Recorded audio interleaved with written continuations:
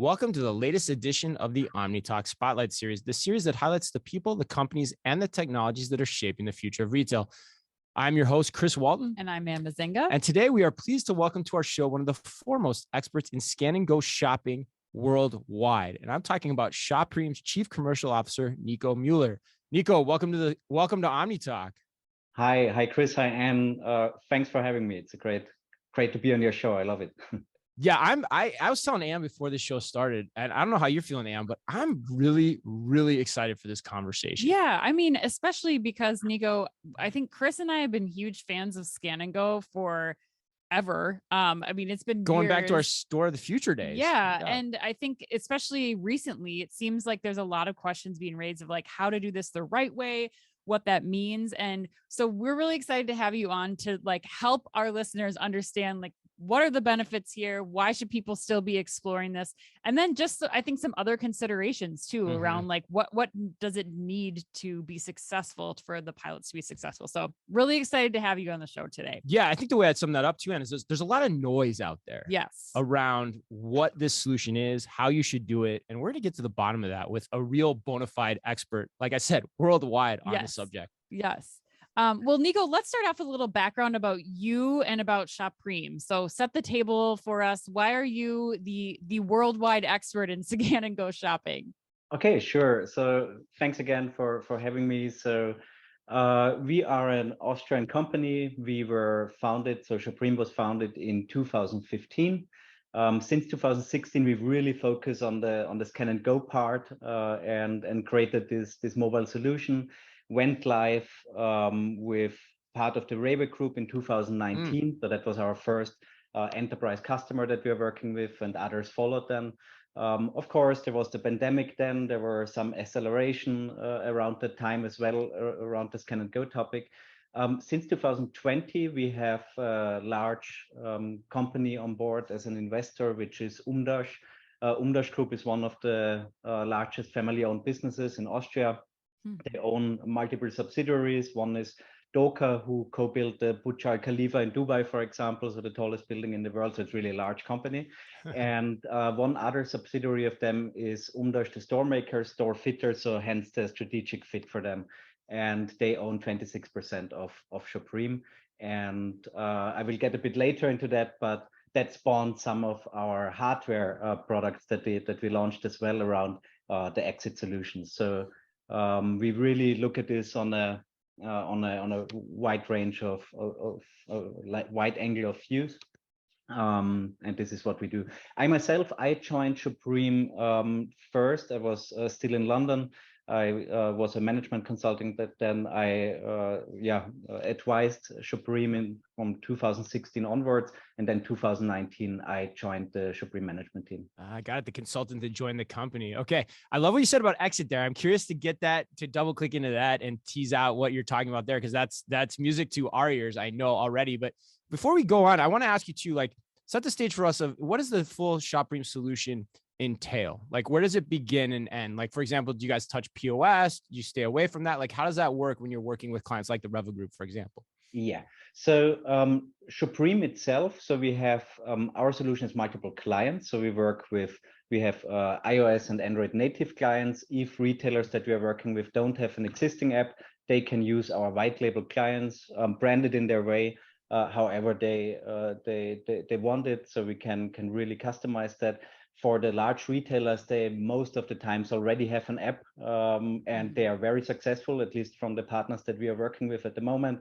So we have like 50 million app installs through our SDK installations. So of course, this offers customers a convenient experience. They don't have to download a separate app for the scan and go purpose. So that is something where you can enhance your existing experience. And we do have a web client that is really for the retailers where you don't have this frequency, where you have like Douglas is one of our customers, one of the largest perfume stores in the world, cosmetic stores. And a customer doesn't go there every second day, like in grocery stores. So for them, you scan a QR code, you check in on a website basically with Scan and Go. You can use a barcode scanner, an Ian scanner, in the mobile browser, you pay in the mobile browser, and you leave the store. Also, like Airport Munich is using this solution of us. So if you run from one gate to the other, you can shop in some of the stores using your smartphone and just the mobile browser. We also are compatible with the Zebra devices, with the handheld scanners that are very popular as well. So our software, the same software, can run on the Zebra scanners, of course, a bit modified. And in the background, we always have the Shopreme backend, and that is integrated with the POS. Okay. So we can provide some promotions, but typically we are integrated with the POS system, with the loyalty system of the retailer that they are using. So we have integrated some of the largest ones there already. But so that is where our typical information comes from. So we get the product information, the price information. We then send the basket, get the loyalty calculated on that, whatever applies, and then we send the transaction to the large like accounting system, whatever is behind there. Got it. Which is an important point, because like not having to rewire the POS system of the existing retailers is a big win. Like that's a huge step for them to undertake, which it happens a lot when you try to go under these, when you try to put a scan and go implementation like this in place. All right, well, let's get to it, Ann. I'm dying to ask you this question. So I want to hit it right on. Honestly, one of the most overused and overly reiterated headline in the worlds in which we travel, Ann, has been Wegmans' decision to kill scan and go shopping in its stores. I have heard that ad nauseum. Yeah, and unfairly, like unfairly, 100%. I mean, it's not like customers wanted it. They loved. I mean, I remember when that headline came out, and I was like, "You have so many customers that are choosing to shop your store because of the convenience that this offers. Like, you've got to pivot and figure out how to do it right." Right, 100%, and which begs the question we are so excited to have you on the show is. There's probably a lot more to that story than is getting reported, and also probably getting commented on. So in your mind, what are the key ingredients to doing scan and go the right way, so you don't have to get in the situation where you're implementing it and pulling it back a la Wegmans? Yeah, so great to bring it up. I'm not surprised. It was like one day before the grocery shop in Las Vegas that I visited as well. And that was when the story broke, or like 1 or 2 days before. And it was basically the topic number one that was always brought up. And that is great, because it is a topic that is important for the retailers as well. So I think it's really important to tackle that. And also to, as you did in the interview now, we confront it head on and discuss it. It's always in every discussion that we have with retailers, it's basically in the first conversation, how do you deal with possible fraud or theft, and how you deal with it. So just to be honest, that is the typical conversation, and that's an important one. So we do that on multiple factors, and I don't know what happened at Wegmans. There can be other reasons as well. No, because we'll just say like a standard. If you're going to do this with a client, what are the things you would tell them? Yeah, 100%. So what we do, so there are 3 factors that we take, and that we with every implementation, where we discuss with the retailers how they can tackle it, how they can have a great and successful solution where this is not such an issue.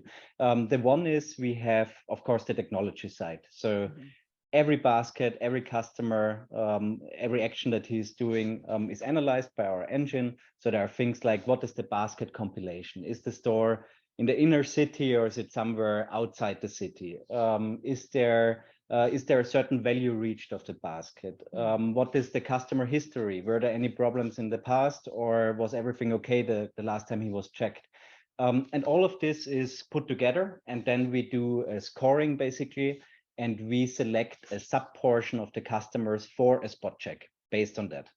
So that is the technology side. So some of the customers will be checked, and we also, from a psychological point of view, we make them aware of it. So you can be suspect to a random check. So we call it random, to a spot check. We it can be that your basket is being checked. Have you really scanned everything? Things like that. So it's important that the customer is aware of it, but we want, of course, also to have a smooth experience. So we want to keep this set of customers that are being checked as low as possible. Nobody wants to stand there and have a rescan, or so we really want to limit this set. And so we discuss with the retailers what portion of customers they want to want to check. So if we recommend something there, and then they basically can configure some of these attributes. Huh?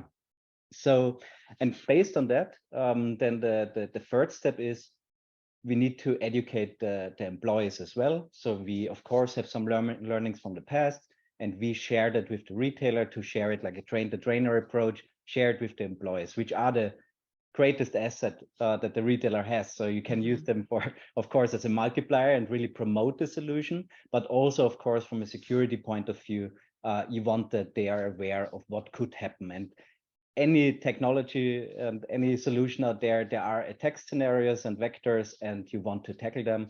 And so these are the three pillars of how we confront this issue head on. And then we have, from a technology point of view, as the only provider out there, like dedicated scan and go solution provider, also an exit solution that we built with our partners. So we provide the software, it's deeply integrated, it's an ecosystem. And that basically offers the retailer to have a central point in the store where where the customers of the retailer have to go for checking out. And then you can also combine that with an optional gate so that you have like a fast checkout lane, which is a great experience for the customers. It's also a great advertisement because other customers will see, oh, someone is leaving through this scan and go lane. So wherever that's possible in a store layout, it's great if retailers implement something like that. Well, and Nico, can I press you just a little bit more on that particular thing? Because I think Chris has long said, like, his claim to fame is like controlled entry and exit points, huge component of the success of something like scan and go. But what does that look like when you're talking to the retailers up front? I mean, what's their response been when you're saying like, okay, controlled entry and exit, like, are they pushing back? Is that a heavy lift for them? Like, how have you kind of worked with them to kind of set that stage so that this pilot is successful? Yeah, great question. So what we what we see there is that it depends a little bit on the segment. So for some of the retailers, this is a standard. They do it already. They have, if they have, for example, the self-checkout hardware, they typically already have like an area where they have they're already doing it. And so it depends a little bit, I have to say, but they're open to it. But it is also, and that I think takes some of the pressure away. It is an optional component. They don't need it to have a successful scan and go project. There are these other technologies and other pillars that I mentioned before that can make it a success.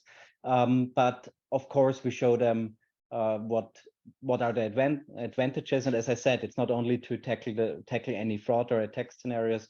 It is also an advertisement and just a central point. Also for the customers. I mean, just leaving a store with your mobile phone, it still feels for some customers not right? It's a new technology. So it's something that also for the customer to have a checkout point, it's also for them sometimes a relief. Oh, okay, I see some confetti coming from the Shopreme vector and everything is okay. I can leave the store, or I have been selected. There's a list of the items that I scanned, and for the employee, it's a great way to easily check if everything's there, can rescan, or just with an eye check, see he bought 2 products, it's fine, he can leave.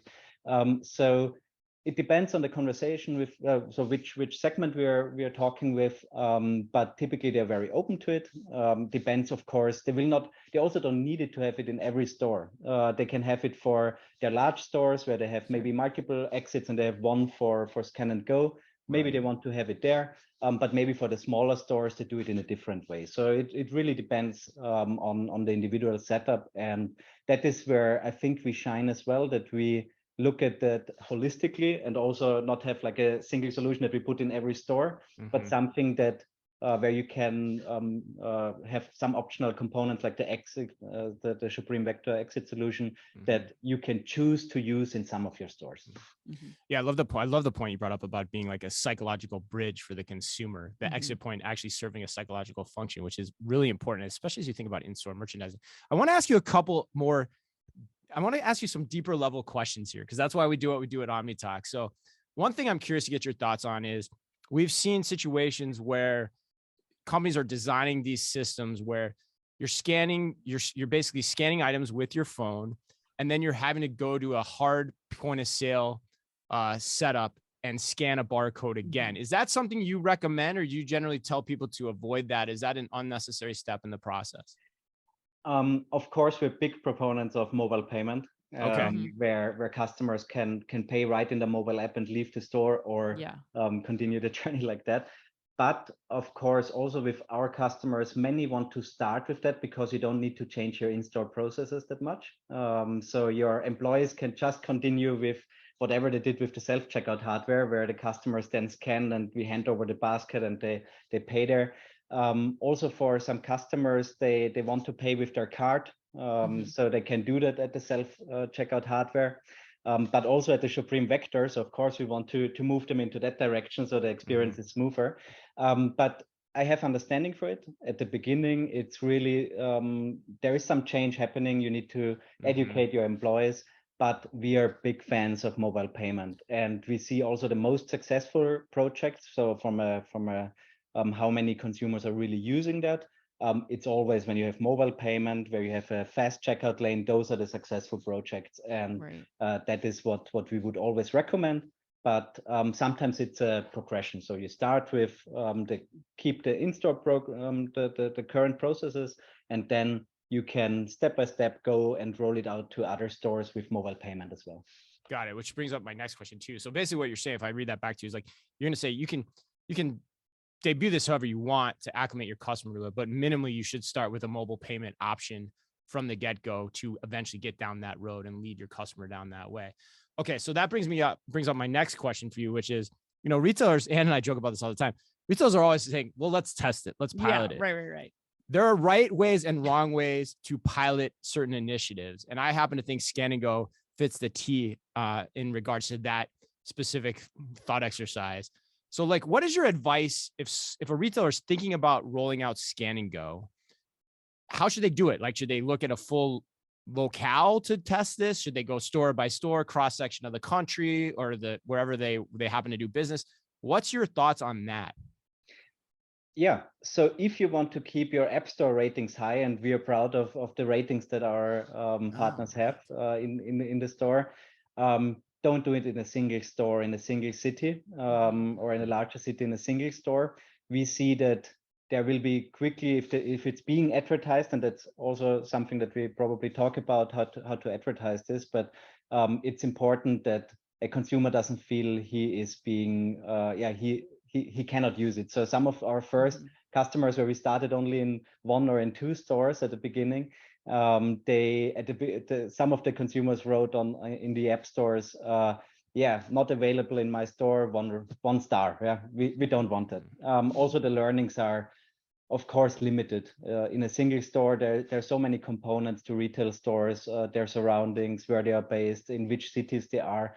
So also some of the learnings will be quite minimal if you just deploy it in a single store in a single city. But some of the retailers want to do that. We support it, of course, but we always do it at least in a city, in a single city, have it in a few stores there, so that when you advertise it in that city, that they can choose whatever that retailer store is that is around their corner. So that is something that we would be a fan of. The other thing is, we have also with the Raver Group, they brought it in, I think, 180 stores on the first day. Wow. And in Penny, it was also 160 stores on the first day. So second largest retailer in Germany, third largest in Europe. So they really made a big bang approach. They chose on where they have already self-checkout hardware, where there are in-store processes that they can keep using for those stores, and then they take the learnings from there. They use our SDK, and that worked very well. So of course, if it's broadly available, you can broadly market it, and consumers in every city can then go to the store and try it out, and be amazed with the technology. Got it. Yeah, I think that's interesting too, Nico, when you think about, like, we use the Reva Group, for example. Chris and I were in Germany this past summer, and we saw a lot of the formats that Reva Group had coming out. I'm curious, as we start to kind of expand Scan and Go beyond just the convenience store, this very small format grocery trip options. What do you see Scan and Go, like, how does this work when you have larger items or larger grocery store trips, when you aren't just, grabbing a few things in a basket and walking out the door? How are you working with retailers for that kind of shopping trip type? Yeah. great question again. So we work with Auchan, for example, also one of the leading retailers in Europe, Auchan Retail, and we work with them in hypermarkets. So they have 5,000-6,000 square meter. Sorry, wow. I'm really not good with the No, but that's It's all okay. right. It's all right. converting Yeah. those units. But they have really large stores, and they also the baskets. So you have suddenly baskets with 60 items, 70 items. And for that, we partner with other companies. So we have, for example, a handle that they can put on the shopping cart where they can snap in their phone. Okay. It's also a great way to advertise the app. So there's like, now here, scan the QR code, download the app, you put on your phone, and then you have both hands free and you can use that. And that's one of the things that we do with tackling large baskets. Which I love about this, Mhm. Nico, because as a mom who's traditionally shopping with children like alongside, I think that's one of the big like basic misses that has happened with a lot of the technology that's coming in store. It's like, yeah, it's fine if you're grabbing 2 items and you're by yourself in the lunch hour, but for this to really catch on and provide convenience for everyone, you need to think about the mom that's, got a child on her hip, or like a phone in her hand, or a coffee, or all the other things, like, or where the kid's sitting in the cart. Like all these components to these smart carts are not quite yet fit for all consumers. Yeah, that's your favorite line, Ann. Like the smart carts we've seen. Like it's like, where do I put the kid? Yeah, no, this enables that. This is not true. thinking clearly through that part of it. Well, Nico, I wonder, with all of the checkout free options that we've talked about, from standard self-checkout machines, scan and go, Amazon's just walk out technology systems, how do you see the landscape evolving over the next few years? Yeah, so no surprise. I think that Scan and Go has a great future. I love the grab and go technology. The NRF before the pandemic broke out. I saw it in New York the first time. Just recently, I went to London and I used it there again. There are many problems with it. From an investment point of view, that's a complete different game than equipping maybe hundreds of stores with our technology. So it's really just from an investment point of view, not something that most retailers can deploy on a large scale at the moment. Technology will get cheaper. I'm sure the technology will progress, but Scan and Go is a great technology to put in your store on a large scale right now. So that is something where we see probably, to be honest, for the next 5 years, 6 years, 7 years, I don't think that will change on a large scale. And who knows what happens in 10 years in technology. So we learned that as well, that a lot can change in that time. So the technology is great, but you still need people that put stuff in the shelf. So what we saw when we visited some of these stores, and also some of our partners like Rave, they implemented a store with grab and go, and also some others launched something in UK again, and you see some of these stores popping up. But yeah, with the Amazon store, I received my receipt like I think 10 days later. It said there was a problem with your credit card. We couldn't take that, and next time you come to London, please pay those £5. Wow, that's crazy. So that is something that most retailers cannot do, right? Yeah, the receipt sorry, Nico. The receipt does seem like a kind of a thorn in the side of those systems at this point. Some do it better than others, for sure. Especially during the early adoption of this. I mean, that's really what people are looking for right away, to give them confidence that they've been charged correctly for the items that they took, and not somebody else's items too. That's a benefit of Scan and Go. I hadn't thought about that. Yeah, and with Scan and Go, you accompany the customer's home as well, so they can fill out their shopping list at home, share that with their friends and family, go shopping together. You can put push notifications there where you can promote something. You can make recommendations for the next shopping trip. So there are some just additional advantages that come there purely in that. So let's see how that develops from the smart cards. Let's see how that goes. I think if you're worried about fraud in Scan and Go, those cards are quite expensive as well, and they're pretty easy to take out of the store. So I don't know if that that's the way to tackle it. And as you mentioned, with kids, and so it's a challenge. Yeah, it's almost But overmade. some companies popping up, and we will see how it develops.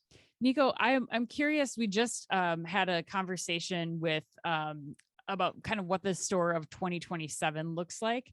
And one of the things we talked about in that was that, you know, in Europe, you are a lot further ahead than we are in North America. Can you, as you're kind of thinking about the future of the next few years, I mean, how soon do you think it is before North American retailers are starting to more fully adopt this? I mean, some of the retailers are working on it. So I heard from a couple of retailers at grocery shop where they promoted this, and they were very vocal about they work on Scan and Go now. I would love to get in the conversation and how to speed up to get this on the market. So it's something where I think many are looking at this technology very closely, and we will see what is happening next in the US. And on Walmart, I mean, they are very. I followed your your podcast, of course. Yes. They are very protective of their technology, and I think they really love what's there with Kevin Hart advertisement and everything. It's great for us. I mean, also IKEA, all of these companies that have the marketing budget to really bring this technology to out there and make people aware of this new way of shopping. It's also great for us. That is really good that this is happening. So I think, from a store count, I think there's a huge difference at the moment between Europe and North America. I think that will change rather recently. So I think that will in the near future that will change. But give it 2 years or 3 years, and I think the number will equalize at some point. Okay. Yeah. What I love about what you just said too, and my takeaway from this interview is something that I think we've long thought, but I think it's important to reiterate it too, is Scan and Go is not a capital intensive idea to implement. And who knows how the future is going to play out 5 to 10 years down the road, but none of the ideas that are in play here are mutually exclusive from one another. Right. And so you can place your bets in all of them to some degree and still provide a better customer experience, provided you go back to the core of what this interview was about doing it in the right way, having the right steps in place, the right fail safes in place to make sure that your implementation is successful, which goes back to everything Nico said, from, you know, mobile payments, looking at exits, understand the psychology of the shopper and having spot checks in place, and working with the retailers to understand the degree to which you want to put those into place, into practice in your operation. So great interview, Nico, super enlightening. My question for you is, you know, if people want to learn more, what's the best way for them to do that? And what's next for you in 2023 at Shopreme? So we will be more in the US than before. So that's where I see the market also developing. And we will be at the NRF. So you can come by booth 263 and reach out at on LinkedIn, visit www.shopreme.com. That is our website. And just reach out to me directly on LinkedIn, Nico Müller, and happy to have a chat. Otherwise at the NRF, great to meet up there. All right, that wraps us up. Thanks to Nico Müller for sitting down with us today. And as always, on behalf of all of us here at Omni Talk, be careful out there.